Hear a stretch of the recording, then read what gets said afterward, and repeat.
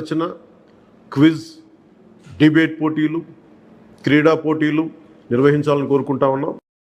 ఉపాధ్యాయులు భాగస్వామ్యంతో వీటిని నిర్వహించాలని కూడా ఆదేశాలు ఇచ్చాం. గ్రామంలో స్వాతంత్ర సమరయోధులు, రక్షణ రంగంలో పనిచేసిన వారు, ముఖ్యంగా పారిశుద్ధ్య కార్మికులకు సత్కారాలు చేయాలి. ఇది పర్యావరణానికి పరిమితులకు లోబడి పర్యావరణం పరిరక్షించేలా ఈ పండుగ ఉండాలి. ప్లాస్టిక్ వాడటం కంటే కూడా జెండాలకి ఆల్టర్నేట్గా ముఖ్యంగా మన చేనేత జెండాలు ఏదైనా వాడండి. అలాగే ఇప్పుడు నేను పెట్టుకుంది కూడా పర్యావరణానికి హాని కలిగించింది. ఇది దీంట్లో సీడ్ ఉంటుంది, దీంట్లో ప్లాంట్ అని చెప్పి ఒక సంస్థ ఏదో ఉంది, వాళ్ళు ఇచ్చింది.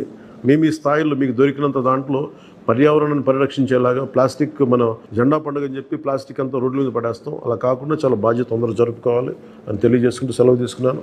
జై హింద్.